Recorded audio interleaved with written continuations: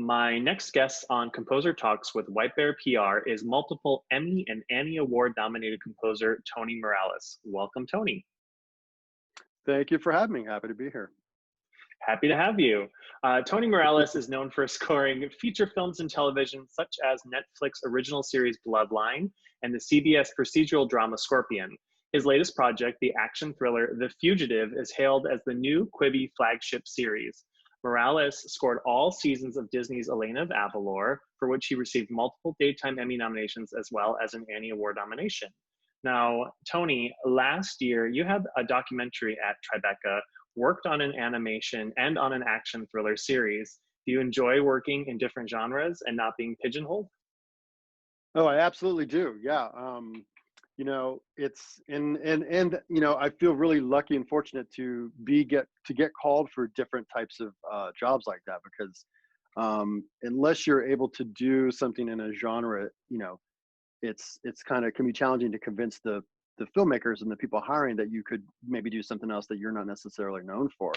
To the other side of that, we all work like gig to gig, right? So if you're working on, let's say, a certain type of genre and you're on a run of it after, quite a long time, you definitely yearn for something new or some sort of new challenge, right? That also feeds the creative process, and the machine is an inspiring, fresh take on things. So I love it. I wouldn't have it any other way.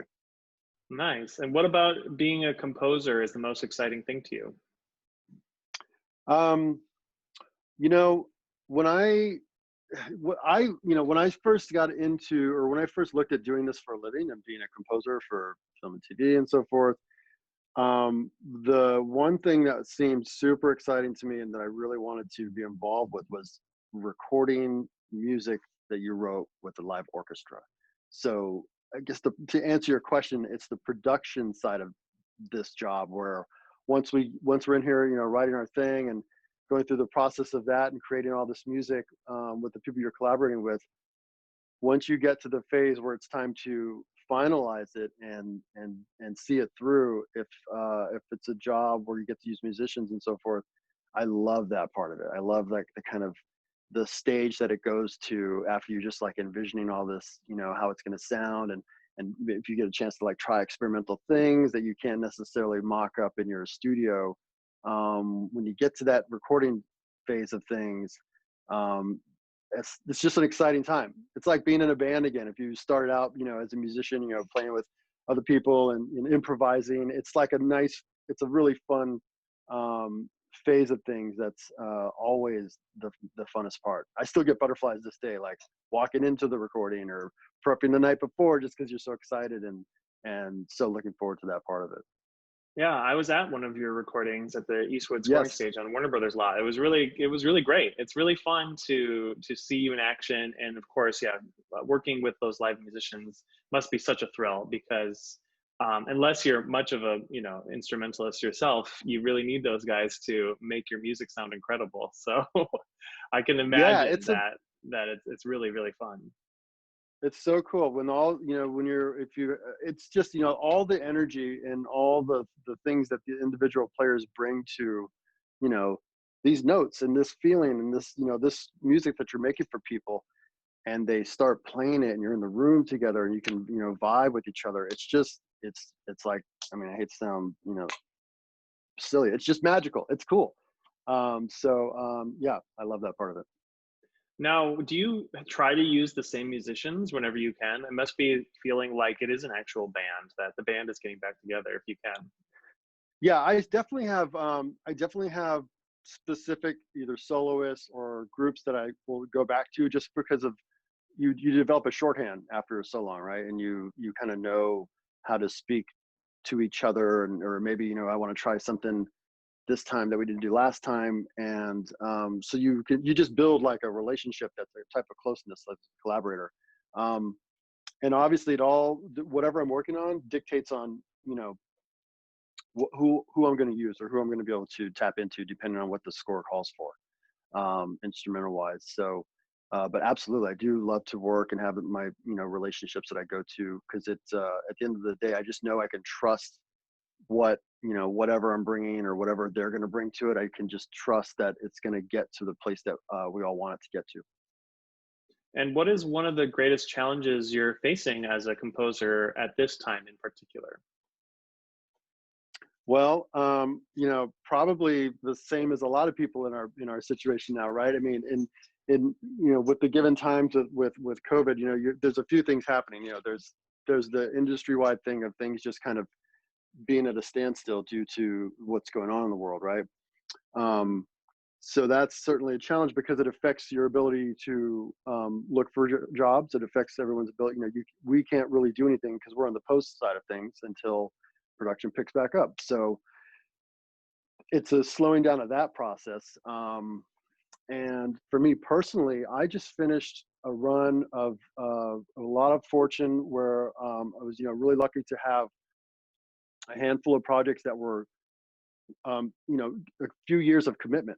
So I've been very busy the last 4 to 5 years on a very consistent basis, and it just so happened all of that was going to end right now anyway before this all happened. So I was always looking at this summer as like kind of a transitional summer or like a next phase. What's the next wave I can how do I take all that work and that the stuff I've been building up my repertoire with the last few years into the next phase. So I don't know yet because it's all remains to be seen. But so the challenge is just kind of mentally staying positive and trying to with everything going on in the world, trying to just keep your mind moving forward and hoping for the best once this thing picks back up, and then just staying busy.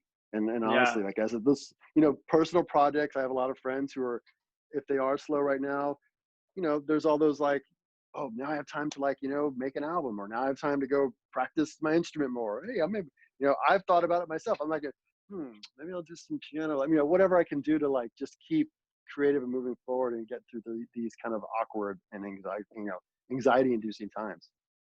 yeah, of course. But I do think your advice of just a positive outlook is essential because, once you start going the opposite direction, you're not going to be very productive. So, Yes, no, that can get dark real quick. yeah, So absolutely. take those daily walks if you need them. I do them, and Yes. it's you just got to keep moving, man. So yeah. Yeah. Now you've created some really engaging character themes for The Fugitive that I've had the pleasure of listening to prior to its launch in Thank August. you. Which is your favorite character theme and why?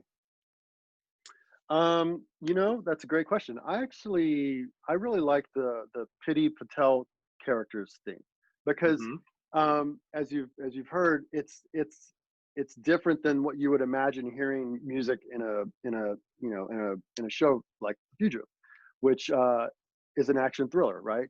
But Pity's theme um, has it's literally about her because her actions are what essentially cause the domino effect, and it's her ambition that kind of is what we're driving with that music, that theme, Hmm. uh, trying to underline her reasons why she's doing what she's doing to cause the fugitive to happen. um, and I like that it kind of plays. It's a little fun. It's a little humorous without sounding comedic, if you will, because there are some really well written parts in the series where it's humorous, it's funny, and it's having fun. So her theme was a lot of I enjoyed doing it, and it because it also I don't really think you're expecting it when it comes on. So I Yeah, like that one. absolutely. I like that one too. Could you just describe it a little bit musically for people who haven't had a chance to listen? Yeah, of course. Well, so with her ambition and with she's furiously tweeting, and this is what happens with the storyline. The talk was always to have her feel like a busy bee, like have the music feel like it's kind of in motion, and it's it's kind of mischievous in a way. So musically, what I did was I developed a motor that was rhythmic and kind of repetitive that I could kind of just you know almost like a ticking talk thing, but just kind of felt like something active was happening.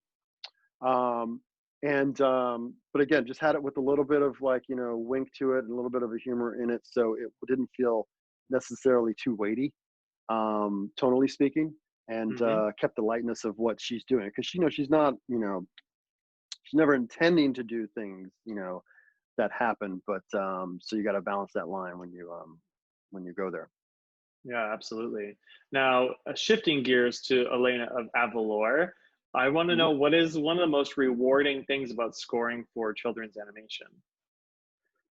Well, the main thing for me, when I became involved with the show and I first got hired, the biggest reward was basically being able to tell my two daughters that I was going to work on an animated show. I mean, that was like kind of a dream to be able to dad brag, or about the job. And on top of that, the coolest thing with this specific project, not necessarily animation, but this particular show, right, Elena, is that having two daughters, I was really excited about the character of Elena herself, because she's this strong, empowered young girl. Not necessarily the traditional sort of Disney princess storyline that she comes from, and she was a real great role model. So it was really exciting to be able to show them, and to have them be a part of the whole beginning, and working on it was fun because they'd come in the studio and I could show them some scenes, and so it was just a really cool, like just a really warm thing to be able to talk about, and enjoy all together as a family. And is there much difference in the workflow when working on animation versus like the action thriller of The Fugitive? There's differences in the workflow's similar. I mean, they're both in the television kind of world, right? I mean, Elena definitely is, and even though The Fugitive is on Quibi, it's still a serialized piece, so it felt like an episodic process. They're both pretty similar as far as the workflow goes, and the schedule of things, but as can imagine, they're both couldn't be more apart as far as the um, the compositional aesthetics, and everything that you approach it with. With the animation, dialogue is super important, and because you're already really shaping it to, it's just a different world. There's a lot more scoring things that need to happen, and following action, and following movement and characters, and keeping the humor flowing, right?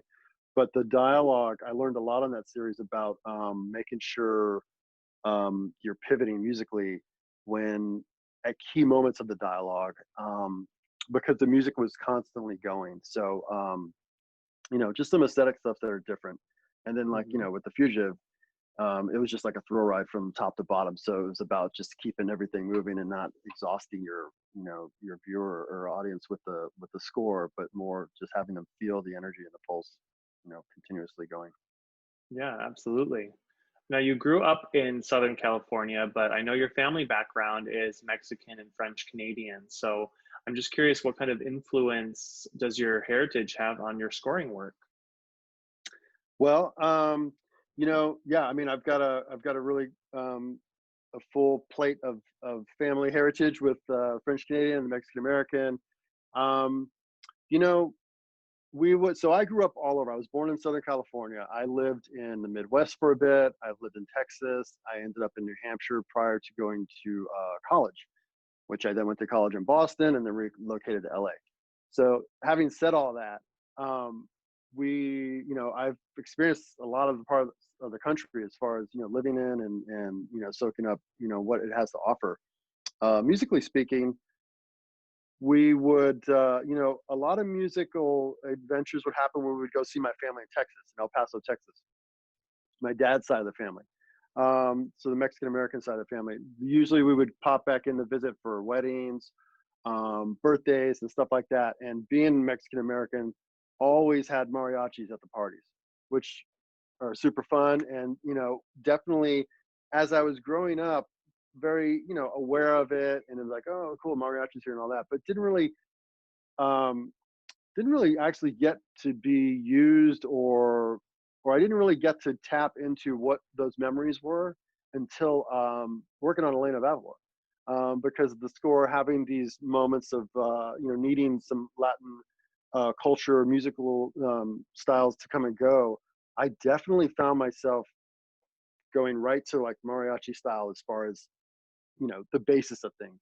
If it was a wide open plate, if I didn't already wasn't asked to be doing something else like a tango or something specific.